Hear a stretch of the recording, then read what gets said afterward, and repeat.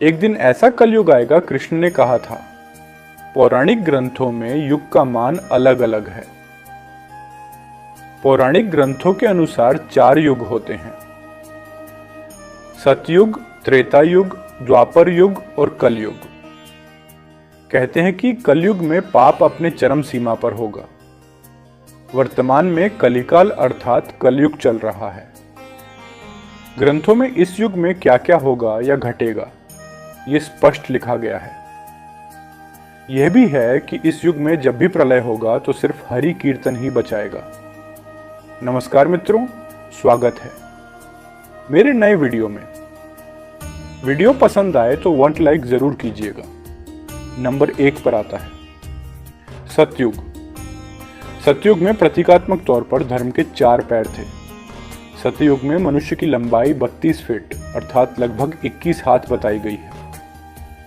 इस युग में पाप की मात्रा 0 विश्वा अर्थात 0% होती है। पुण्य की मात्रा 20 विश्वा अर्थात 100% होती है। राजा हरिश्चंद्र हुए थे। हरिश्चंद्र ने सत्य के लिए खुद के परिवार और अंत में खुद का बलिदान भी दे दिया था। नंबर 2 पर आता है त्रेता युग। त्रेता युग में धर्म के 3 पैर थे। इस युग में मनुष्य की लंबाई 21 फीट अर्थात लगभग 14 हाथ बताई गई है। इस युग में पाप की मात्रा 5 विश्व अर्थात 50% होती है और पुण्य की मात्रा 15 विश्व अर्थात 75% होती है। इस युग में विष्णु का वामन अवतार और राम अवतार हुआ था। असुरराज बाली ने 3 पग में धरती दान कर दी, जबकि राक्षस राज रावण से सीता का अपहरण करने के बाद उन्हें छुआ तक नहीं। नंबर 3 पर आता है द्वापर युग। द्वापर युग में धर्म के 2 पैर ही रहे। इस युग में मनुष्य की लंबाई 11 फीट लगभग 7 हाथ बताई गई है। इस युग में पाप की मात्रा 10 विश्वा अर्थात 50% होती है, जबकि पुण्य की मात्रा 10 विश्वा अर्थात 50% होती है। मतलब ये कि इस युग में आधे मनुष्य पापी और आधे पुण्यात्मा थे। इसी युग में महाभारत का युद्ध हुआ था। ये युद्ध धर्म युद्ध ही था। कृष्ण ने धर्म की रक्षा की थी। नंबर 4 पर आता है कलयुग। कलयुग में 2 पैर और अब कलिकाल में धर्म के पैरों का कोई नामो निशान नहीं है। धर्म अब पंगु बन गया है। इस युग में मनुष्य की औसत लंबाई 5 फीट 5 इंच अर्थात लगभग 3.5 हाथ बताई गई है। इस युग में धर्म का सिर्फ 1/4 अंश ही रह जाता है। इस युग में पाप की मात्रा 15 विश्वा अर्थात 75% होती है। लेकिन वर्तमान में देखा जा रहा है कि कलयुग अपने चरम पर है। ये जो 25% पुण्य की मात्रा बताई गई है, ये अब कहीं भी नजर नहीं आती है। महत्तम 5% ही पुण्य कहीं बचा होगा। अब तो चारों तरफ पाप ही पाप नजर आता है। आओ जानते हैं कैसे कलयुग में थोड़े से धन से मनुष्यों में बड़ा घमंड होगा। स्त्रियों को अपने केशों पर ही रूपवती होने का गर्व होगा। कलयुग में स्त्रियां धनहीन पति को त्याग देंगे। उस समय धनवान पुरुष ही स्त्रियों का स्वामी होगा।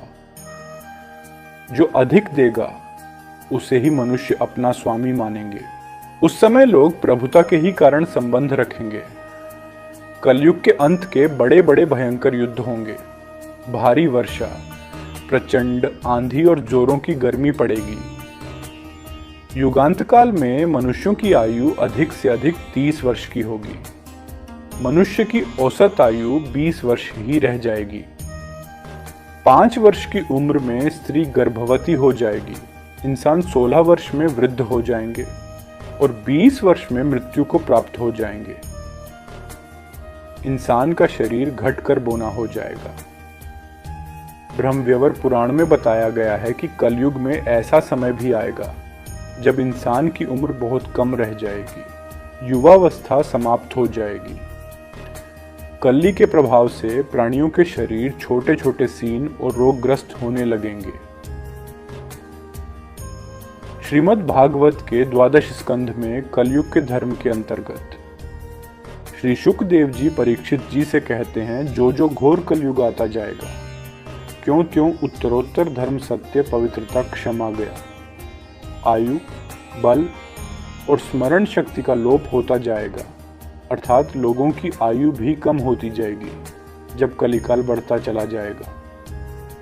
कलयुग के अंत में जिस समय कल की अवतार अवतरित होंगे, उस समय मनुष्य की परम आयु केवल 20 या 30 वर्ष होगी। जिस समय कल की अवतार आएंगे, गौएं भी बकरियों की तरह छोटी छोटी और कम दूध देने वाली हो जाएगी। पुत्र पिता का और पिता पुत्र का वध करके भी उद्विग्न नहीं होंगे। अपनी प्रशंसा के लिए लोग बड़ी बड़ी बातें बनाएंगे, किंतु समाज में उनकी निंदा नहीं होगी। उस समय सारा जगत एक हो जाएगा, इसमें संशय नहीं। कलयुग में लोग शास्त्रों से विमुख हो जाएंगे। बुरी बातें और बुरे शब्दों का ही व्यवहार किया जाएगा। स्त्री और पुरुष दोनों ही अधर्मी हो जाएंगी।